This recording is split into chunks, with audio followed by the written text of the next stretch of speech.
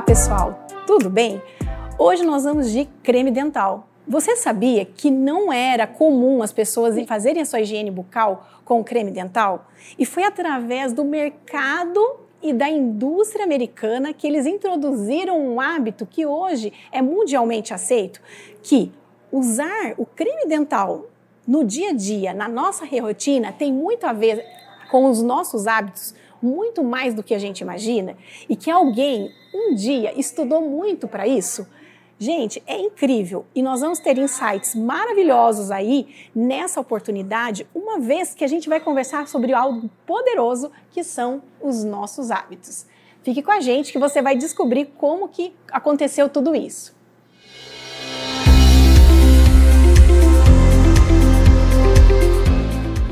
Vamos lá.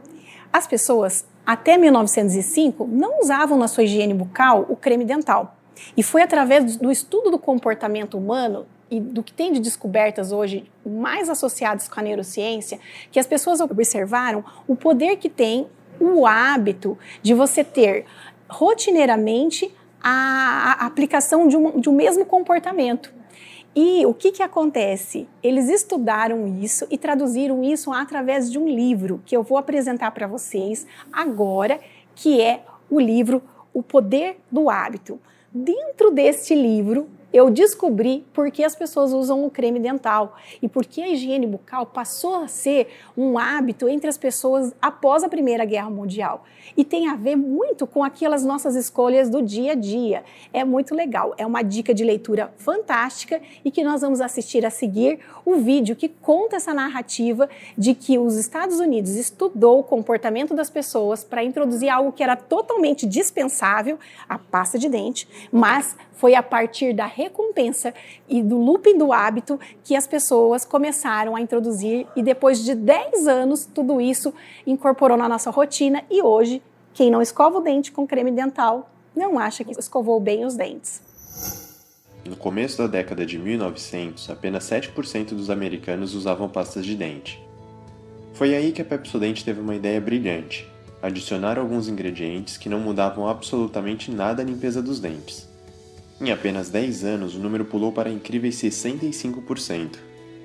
Então, o que foi exatamente que a Pepsodent fez? Ela simplesmente criou o hábito de escovar os dentes nos americanos. Um estudo descobriu que apenas 60% de todas as decisões que tomamos diariamente são realmente decisões. Os outros 40% são hábitos. Isso quer dizer que quase metade de todas as nossas decisões funcionam em uma espécie de piloto automático. É uma maneira que nossos cérebros encontram de economizar energia e garantir nossa sobrevivência. Mesmo tarefas complicadas que exigem muita concentração no começo, como dirigir, por exemplo, depois de um tempo se tornam muito mais simples e requerem menos esforço. Entender o que são os hábitos e como eles funcionam pode ser o fator determinante para mudarmos nossas vidas. Basicamente, todos os hábitos podem ser divididos em 3 partes distintas, mas interligadas, que formam um ciclo, mais conhecido como loop do hábito. Essas partes são uma deixa, uma rotina e uma recompensa. A deixa nada mais é do que um gatilho que dispara um sinal no cérebro para começar uma atividade, uma rotina. Pode ser um local, um objeto, um sentimento, uma pessoa, algo que ligue a chave do hábito. Em seguida, vem a rotina, uma atividade que é sempre realizada quando você se depara com a deixa. E finalmente, depois da rotina, vem a recompensa, uma espécie de prêmio ou sensação por ter realizado a tarefa. Quanto melhor ou mais prazerosa for a recompensa, maior será o desejo de se repetir a rotina, que ficará mais presa na memória, reforçando a sua ligação com a deixa e com a recompensa. Em outras palavras, maiores serão as chances do hábito se repetir. Agora, você deve estar se perguntando: e quanto à história da pasta de dente? Bom, o que a Pepsodent fez foi entender o loop do hábito e aplicar seus princípios ao produto. Naquela época, as pessoas não viam os dentes amarelados como algo ruim ou indesejado. Aliás, eles eram muito comuns. Foi aí que a Pepsodent formulou a deixa perfeita que criava o forte desejo nos americanos. Além de reforçar que os dentes brancos e brilhantes eram mais bonitos e higiênicos, o grande motivo do sucesso foi a adição de ingredientes químicos, que não deixavam os dentes mais limpos, mas que davam a sensação refrescante e levemente ardida na boca. Esta sensação, ou esta recompensa, ficou fortemente associada à limpeza e à higiene, e garantiu o sucesso da marca no mercado por muitos anos. É por isso que toda vez que você está com os dentes sujos, você sente falta desse frescor na boca, e automaticamente pensa em escovar os dentes. Um fato curioso é que anos mais tarde, outro elemento que não mudava em absolutamente nada a limpeza foi adicionado apenas para reforçar a sensação de limpeza, ao fazer o creme dental espumar na boca. Você consegue imaginar seus dentes limpos se a pasta não fizesse espuma? Ou então, se não houvesse aquela sensação refrescante na boca? Foi exatamente por este motivo que eles foram adicionados: reforçar o desejo pelo hábito. O mais importante de toda essa história é entendermos como os hábitos funcionam, para que possamos trazer os conhecimentos para as nossas vidas, tanto para criarmos novos hábitos, quanto para mudarmos antigos hábitos indesejáveis.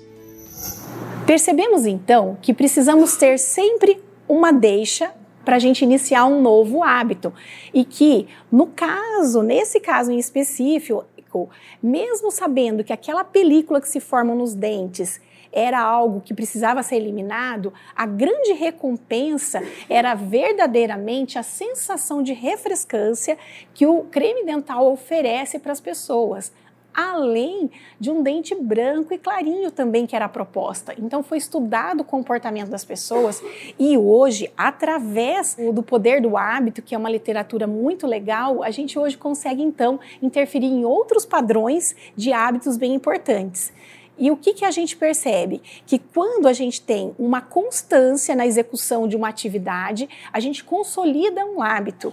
E ele pode ser um hábito funcional ou disfuncional. Por exemplo, os pais rotineiramente vêm no consultório e se queixam, falam assim para mim: Karen, algo que eu preciso fazer todo dia, escovar os dentes do meu filho.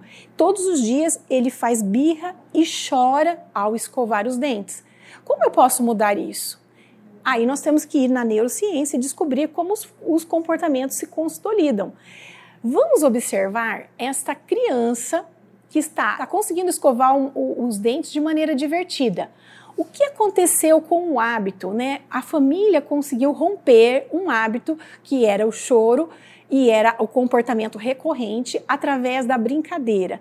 Ela está dentro de uma caixa, ou seja, ela tem autonomia nesse momento e se tornou prazeroso para ela escovar os dentes. Então nós falamos que a gente precisa criar novos hábitos e extinguir hábitos disfuncionais. Por isso, a escovação precisa estar associado a algo que faça sentido para aquela pessoa.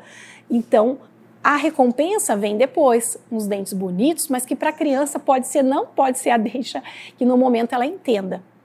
Como que se consolida o hábito? Então é através da diversão, através do que é prazer. Você vai fazendo uma neuroassociação.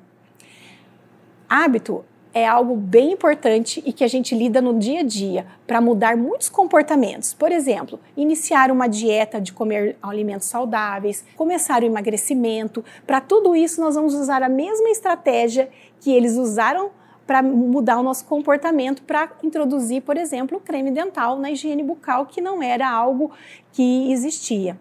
Agora nós vamos entender como é que um único hábito pode mudar a vida inteira de uma pessoa. Às vezes você quer mudar a sua vida, quer ter uma vida mais saudável, quer fazer boas escolhas pensando na sua longevidade e você não sabe como. Você está presa naquele hábito vicioso do dia a dia. Vamos assistir esse pedaço do vídeo para depois a gente conversar no final.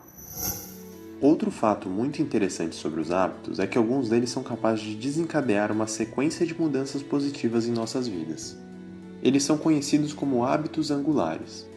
É por isso que muitas pessoas que começam a praticar atividades físicas regularmente conquistam resultados positivos em outras áreas de suas vidas.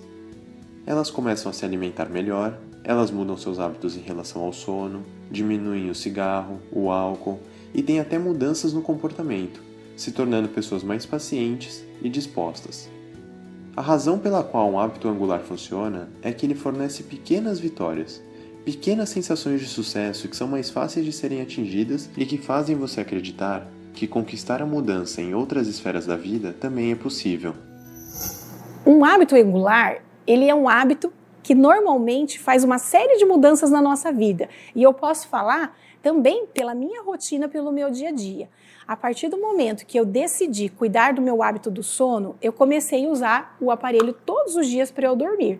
Então, eu uso esse aparelho com o objetivo de melhorar minha respiração nasal, dormir melhor, evitar o ronco e, com isso, todas as consequências que vêm como pano de fundo.